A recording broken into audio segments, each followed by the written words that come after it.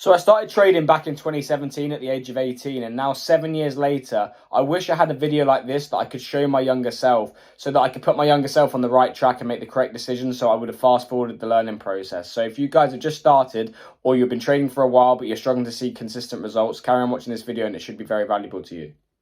Firstly, you see all these films like Wolf of Wall Street and you see all this action-packed films which makes trading look so fun, and that's what inspired me initially to get into trading. You know, you see these films, you see the lifestyle that you see, you know, on the phones, trading, buying, selling, and I thought the reality of trading was when I first started, that's what it'd be like. I thought, oh, if I'm learning to trade, I'm going to be buying and selling all the time, taking multiple trades every single day. And the reality of trading, which I wish my younger self knew, was you're literally just going to be sat there being patient most of the time. 80 to 90% of your time is planning, executing trades when they're there, but for the most part you're going to be sat there forecasting, preparing for the 2 seconds where you click buy, set your stop loss, set your take profit, and then you're again back to being patient and managing your system.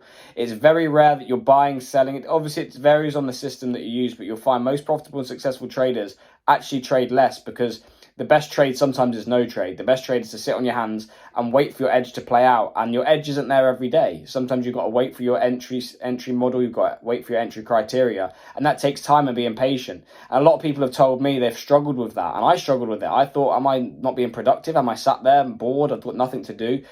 I should be buying. I should be selling. And that's what I did. And I take low probability setups, which would result to me having losses, result to me having losing periods, which then would give me that FOMO, give me that fear of losing. I'd struggle to execute more trades because I've had a sequence of losses, or, you know, I'd go extremely risky because I want to try and get that money back. So I wish my younger self knew at 18 years old that, James, you're going to be sat there trading very limited amount of time. Most of the work comes for preparation, comes to forecasting the opportunities.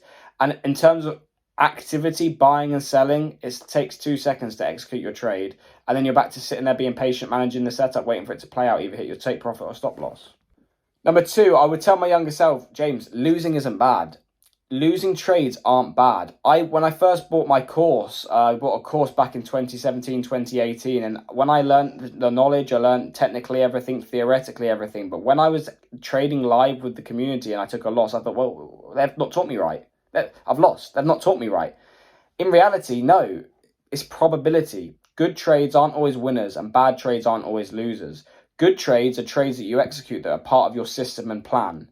So you can have a trade that goes and makes you loads of money, makes you the most amount of money you've ever made. But if it was a gamble, it's a complete no reason for entry, you just bought for a random reason, it wasn't part of your trading plan, but you made money, that's still a bad trade, because you do that then 100 times after that, you'll be down on your money because it was just luck.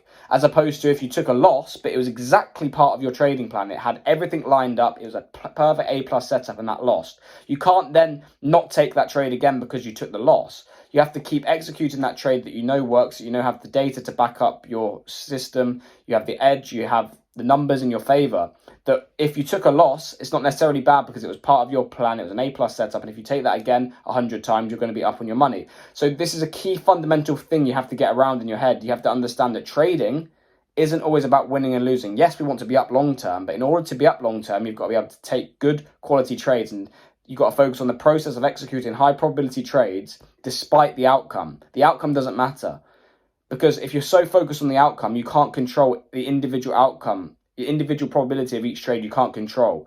So the only thing you can control is taking trades that are exactly part of your plan. So whether it wins or loses, you should focus on it. Was it a good trade? Yes, it's part of my plan. Doesn't matter about the outcome. And that would fundamentally change my trading, because I wouldn't be so negative about losing. I wouldn't be so anti-losing. I would accept risk. I'd accept that losing is part of the game. You have to lose to win. And so long as your losses are a lot less than your winners, you're going to be up long term. So focus on the process, not the outcome. Not all good trades aren't always winners, and bad trades aren't always losers. Another thing I tell my younger self is not everything's guaranteed. Everything's in probabilities. So you can look at a strategy, you can look at something, and I hear a lot of people say, "Oh, well, that's done that, so it's going to happen. It has to happen. That's definitely have to happen." That's going to lead you down the wrong path, because you're going to expect things to occur when they might not necessarily occur. You have to look at the probability versus the possibility. The probability of something happening, the probability of it going up from this level is X amount, like 60%, 70%. It doesn't mean just because it's come to this, I hear a lot of people say, oh, it's come to this level, so it's going to go up. It's going to. It's 100% going to. And it's like, no. There's a high chance it could, but you have to look at the possibility that what happens if it doesn't, okay? You manage your risk. So nothing's guaranteed. Just because you have the theory of this, theoretically, this does this, which means this happens and this happens, that's all in terms of probability. It doesn't mean it's going to happen 100% of the time. It never can happen 100% of the time. So you have to manage the downside. So nothing's guaranteed. It's probability versus possibility. The probability of it going up from this level is pretty high if you've got the data, but it's not guaranteed. So manage the downside if, in case the possibility that it fails. James, if you're just entering the markets, come on. It's going to take you at least 3 years to learn this skill. There's some people that will do it quicker, but from my experience, not only to learn it, to go through all the ups and downs, to get consistent. You'll have months where you think you made it, you have 2-3 months profitable, and you think, oh, I know what I'm doing. But then it's going to quickly humble you, and you're going to then go back to a losing period. In order to master this market, you've got to treat it like a job, like a degree, like a apprenticeship. You can't just start learning to trade and in 2 months go for $1 million funding or 6 figures in funding and expect to be successful. There's those that will do it, but as a balance again of probabilities, most people that do it have to take it's not the theory you've got to learn. It's the experience of going through drawdown, going through 3, 4, 5, 6%, coming out the other side. It's like preparing for a boxing match and saying, oh, I beat everyone in sparring, but everyone was going light on me. And now I'm in the boxing ring. Oh, I know what I'm doing. I'll be able to dominate it. But when you get in there and someone generally hits you in the face, it's how you react. And you can't train for that. It's down to in the moment. Same with trading. When you take a sequence of losses or you've just been stopped out, then it goes and hits your take profit, how it affects you mentally. So I would say, James, if I'm talking to my younger self, you need to give yourself 3 years, might not even be long enough. I've been doing it 7 years. So, and I'm still progressing. You know, I'm documenting a series on here, 0 to 100K funding, but there's people a lot better than me, and I'm probably further ahead than other people. The journey's ever evolving. You're going to continue to learn and give yourself a long enough time frame, because if you expect it in a couple of months, you'll probably end up giving up because you won't be where you want to be. The last thing I would say is get around people that actually want the same as you. It's so important and vital to be around people that are supportive of you and want you to do well. A lot of people won't understand what you're trying to do when you tell your parents, tell your friends, tell whoever, family, friends.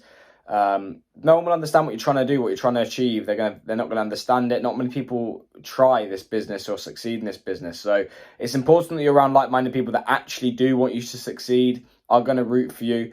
And if I'd have cut a few people out, I'm not in a negative way, but just distance myself sooner, I would tell that person, make sure you're around people that are going to push you in the right direction and be around people that want you to do well. So it's so important that the group of people you hang around, it has a massive impact. And it's better to have less, but the less people that are genuine, going to push you into the right direction, support you, be positive about what you're trying to do, is much more important than having the noise and the distractions of all your other friends that can take you away from the mission and the goal. So I would tell my younger self, if I'd have, again, not in a negative way, but just distanced myself sooner from certain people that didn't understand what I was trying to do, or were just bad influences and negative and not going towards the goal or pushing me in the right direction, then it would have made things easier. So sometimes the smaller, tighter circles, most of the successful people have small, tight circles. They know lots of people, but they have small, tight-knit group of people that are going to root for them to do well. And I think that's massively important if you want to be successful. So I appreciate everyone watching the video. If you get value from it, make sure you like, comment, and subscribe.